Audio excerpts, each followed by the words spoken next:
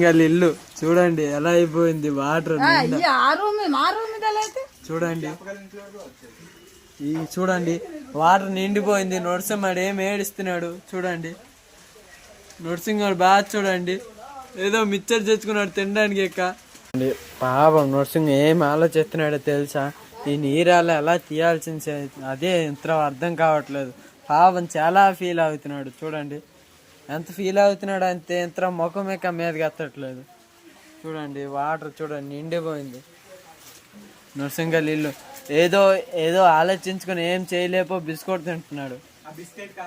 పాపం చూడండి, నరసింహ ఒక్క రూమే కాదు చూడండి. స్విమ్మింగ్ పూల్ ఇది డైరెక్ట్ స్విమ్మింగ్ పూల్.